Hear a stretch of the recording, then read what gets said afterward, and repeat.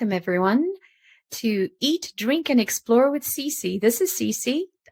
Hope you're doing well today.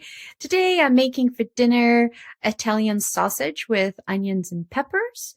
And you can see I got some onions. I'll be cutting that up, some garlic, and have some thyme, oregano, some pepperoncini, red hot pepper flakes, salt, and black pepper. So what we're going to do is we're going to actually get started with the sausages first, and then I'll talk about that, and then we'll do some chopping. So come along and cook with me as I prepare dinner. So everyone, what we're going to do now is we're going to get the sausages cooked. Now, one of the things is if you just chop this up and start frying it right away, what ends up happening is you end up burning the sausages on the outside and not really cooking them on the inside. So the quickest, fastest way of doing this is to add some water to your pot. So you're just going to slightly steam them. And depending on how thick your sausages are, it could take 10 to 20 minutes in here. This is probably going to take about 10 minutes. And what I'm trying to do is I'm not trying to cook them all the way through. I'm trying to get them 3/4 cooked, because then what we'll do is we'll chop them up and we'll add them to the pan with the peppers and the onions, and then we'll try to get a nice brown saute onto the Italian sausages. Now, what I have is I have some spicy Italian sausage here, and I'm going to go ahead and just sort of cook them up. I'm going to add a little bit more water, just steaming it up.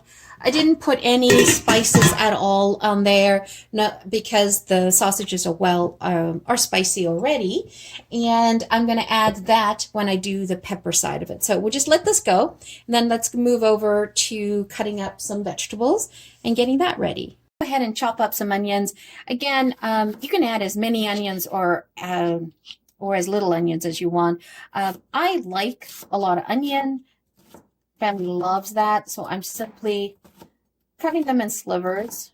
You can go as thick or as thin as you like.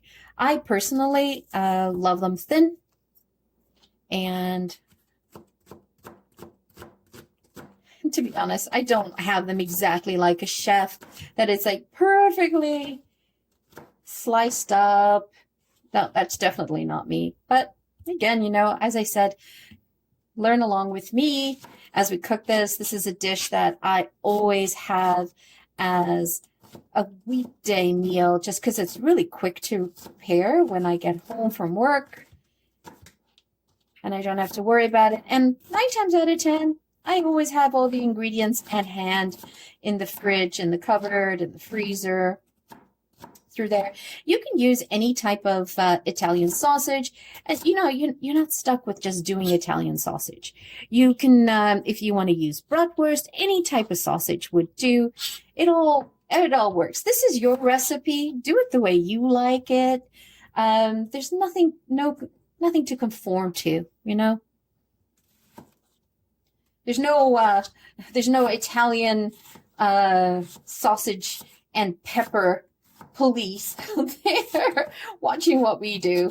I find cooking so personal. It's something that we end up doing. And you learn as you go along. When you watch something here and there, you pick things up and you just do it your way. It's the perfect way of doing it. So that should be enough. Yeah. I'm happy with that. So I'm just going to add that to my bowl. And as you guys know, I'm a firm believer of getting everything prepped before I even start cooking. So while I was doing this, I've got the sausages just steaming away. Oh, okay. Onions always does this to me. My eyes will not stop watering. Holy moly. And I love garlic in here. Oh, and the other thing too, we've got the peppers. Now, the peppers can be any color. I just don't have any green ones handy. So I had these in the fridge, so I'm using those. The other way I find a really good way to save money on produce is I go to the section in the grocery that basically has all the produce that is not perfect. They call them slightly imperfect. As you can see, they're not a perfectly well-formed pepper, perfectly well-formed pepper in here, right?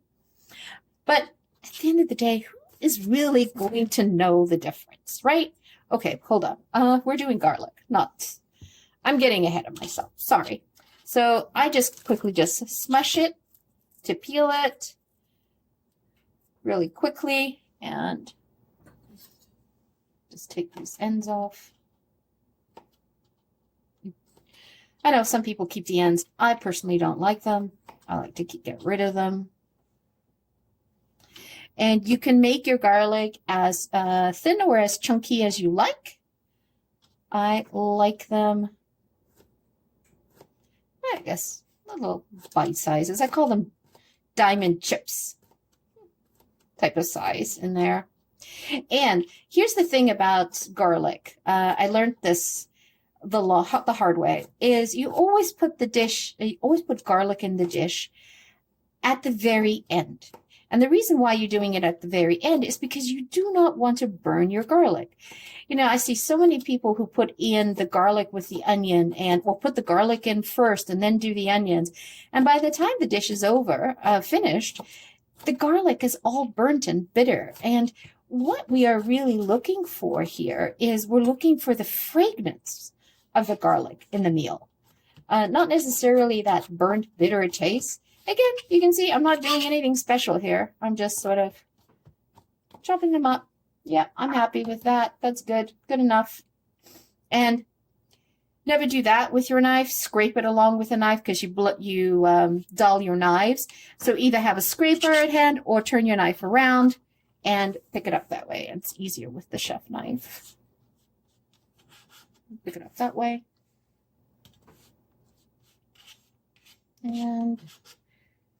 And you know me, I love garlic. I love salts.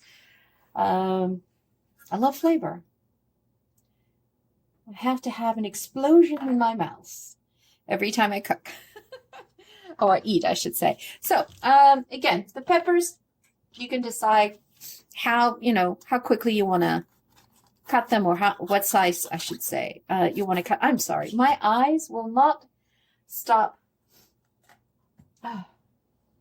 Definitely, my eyes will not stop watering burning because of the onions.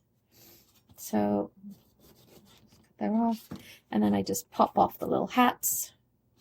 I try to use as much as I possibly can of the peppers. I try not to waste anything. I'll show you how to clean that up in a minute. Again, I just do it really quickly. Nothing too special in here. And, you can just cut it in half in there. I like to get rid of all the white pith. I am not a fan of the pith with the inside the peppers. So I get rid of it all.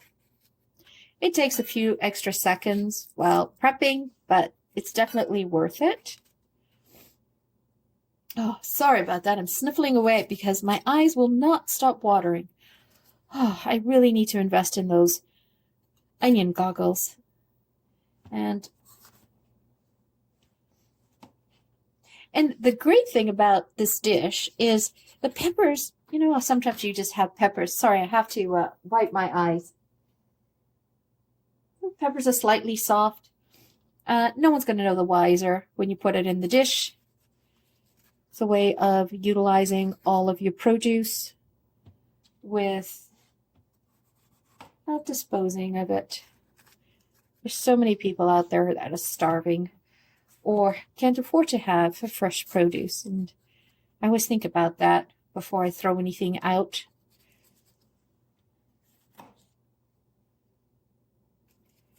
In through there.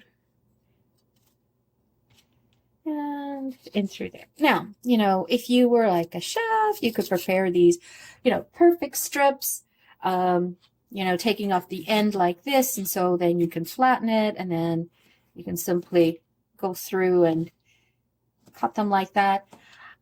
I wouldn't go too thin because you want them to be meaty, because you're going to be cooking them down, right? So you don't want them to sort of render to nothing. So you definitely want to have some weight to them. Just move that over. You know, some weight. So make them as chunky as you prefer. And when you're cooking, by the way, when you're steaming the sausages, one of the things that you should not do is don't prick the sausage while it is steaming, because what you're doing is you're releasing all the flavors and the fats that are in the sausage. And that, oh, I am definitely muddling things up here. My apologies. I'm chatting away and I'm throwing the peppers inside the garbage,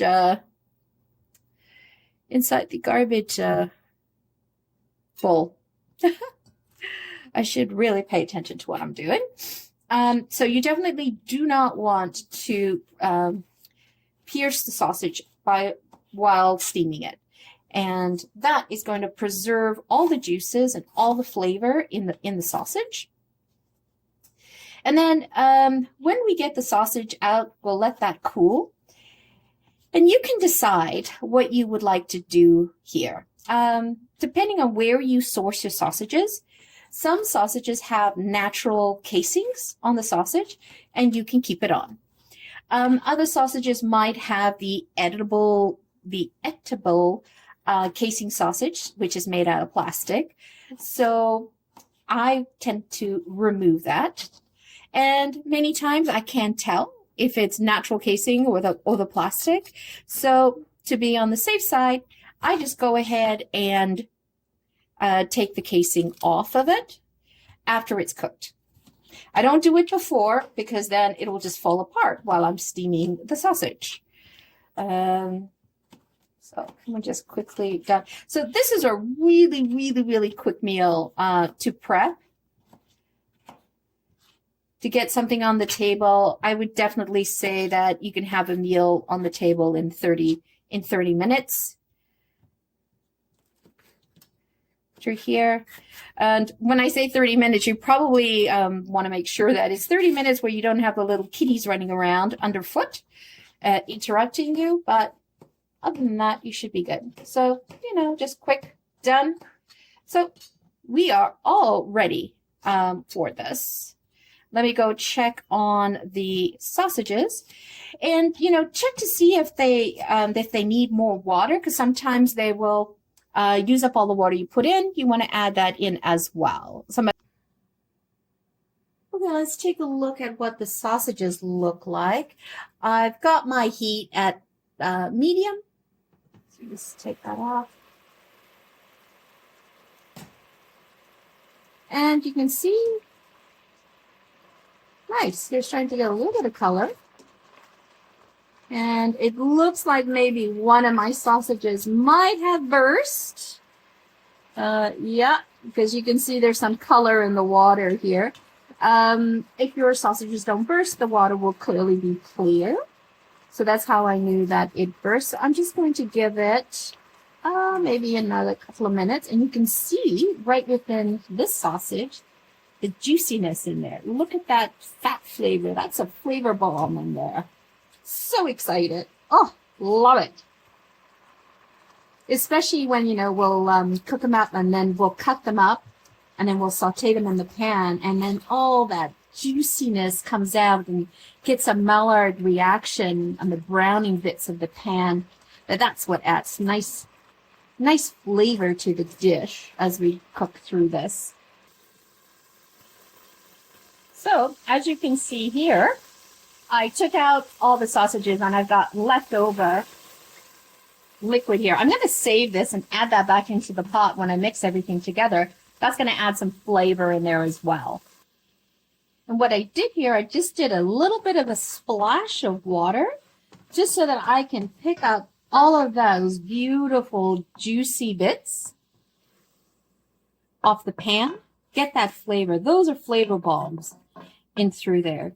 Don't be afraid to do this because this is what adds dimension to the dish. It's what elevates it from plain and boring to tasty and yummy, and people wanting to ask for more. Okay, so what we're going to do now is we're going to take the sausages. You can let them rest, cool down, 10 minutes for an hour. It's up to you. I tend to, since I'm trying to cook really quickly, I'm just going to go ahead and I put this on here because I want to catch the juices as well. And I'm simply going to slice them. Slice them as thick as you like in there, but try to be consistent across the board. So you see that it's half cooked, or actually more than 3/4 cooked in there. So what we're doing now in the pan is we're just going to finish that off and get that nice Maillard reaction, nice browning to it, allow all the flavors to cook through. So while I'm doing this, oops, I had an escapee, I am going to start rendering down the onions, caramelizing the onions. Okay, so we're just gonna cook down the onions, saute the onions down. So I'm waiting for my pan to get nice and hot, definitely feel it. And I add a little bit of olive oil. You add as much or as little as you want. I love the flavor of olive oil. And so I'm just going to pop that all in. Saute that down. And then when the onions are about halfway, I'll start adding in the sausage and start rendering the sausage as well with the onions. And should have dealt with that. I don't like that hard stuff.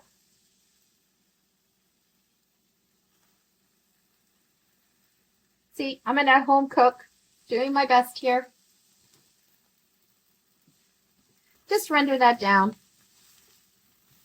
Now at this stage, you could choose to add your salts. I can, and that'll bring out some more juices out, but I kind of wait till I add in the sausages. So we'll just render that up and I'll get back to you once that's done. Or once that's ready for the sausages.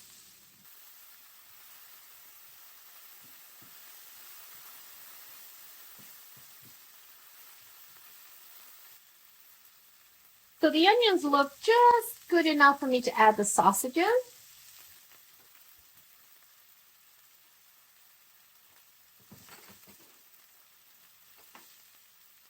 Oh, this is why I love these cutting boards.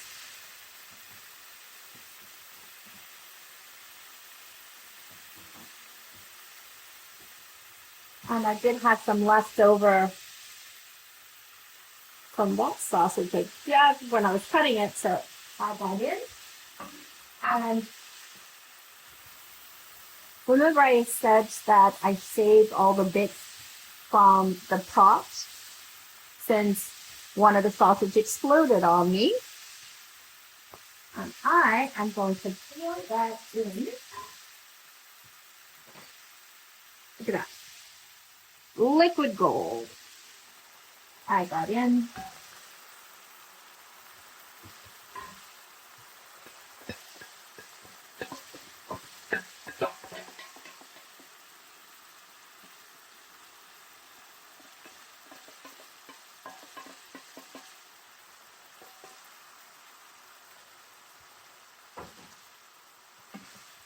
And we just let the Maillard reaction occur. What do I mean by that?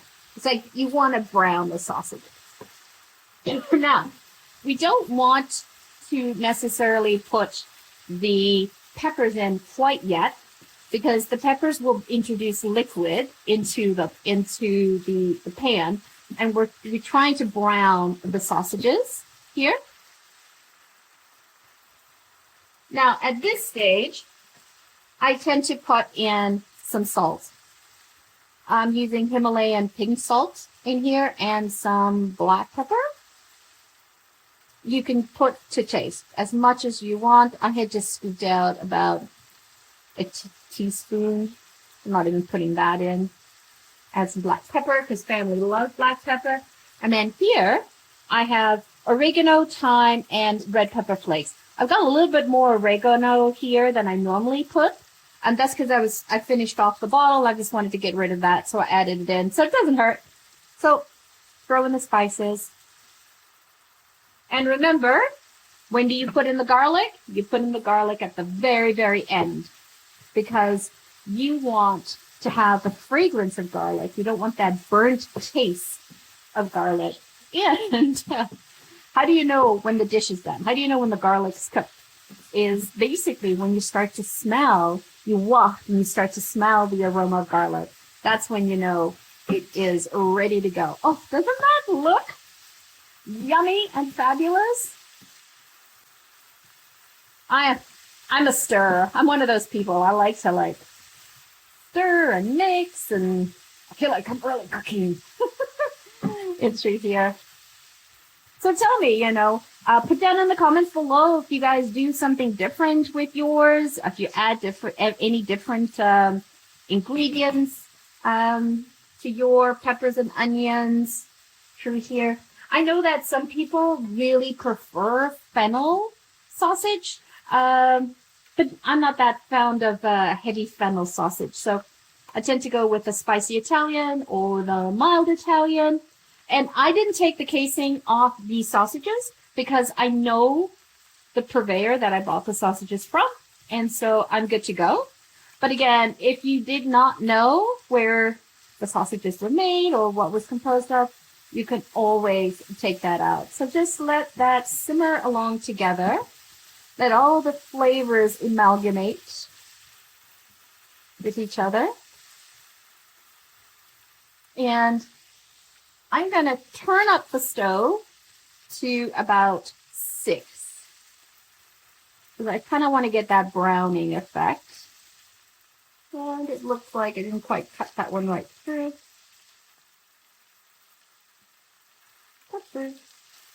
Perfect. So when this is ready to go, I will come back and add the peppers.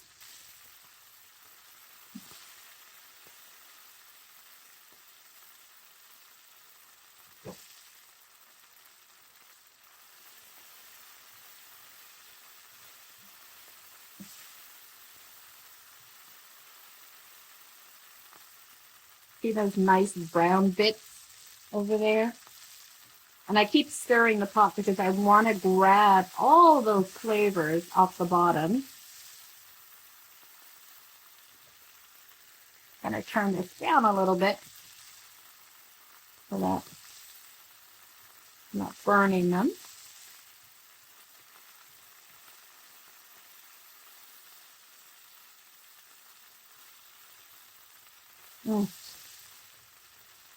I can't wait to have this for dinner. I'm so hungry. All right, so one of the things that I do is I add in more vegetables than I do meat. And the reason why I do that is, one, we get more vegetables in it, but it's also another way of stretching the meal for more people. So you can add less meat in the meal, and they'll still feel full on that end. So that's another way of being a budget conscious. And you notice that I'm constantly, fixing up what I didn't do correctly while I was chatting along with you. So now we'll just stew these peppers down. And when the peppers are done, that's when I'm going to throw in the garlic. Maybe like 90% done, I'll throw in the garlic. And, I did burn my onion a little bit initially when I was sauteing it because I wasn't paying attention to what I was doing because I was fiddling around with the camera. So, lesson learned. But you know what? It's for the family. No one's going to complain. People love caramelized garlic, onions anyway. So, it'll still be eaten.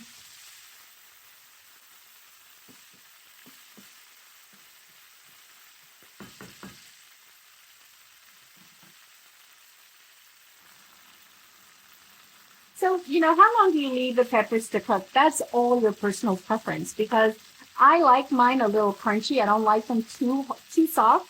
So I think they're good enough. I'm now going to add in the garlic. Get that all in.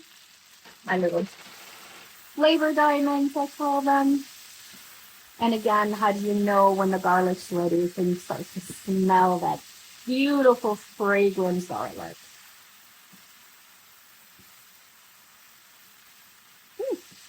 I'm super excited. Now, you can pair this up with a salad. You could put this on bun, like an Italian Kaiser or Subway type of bun.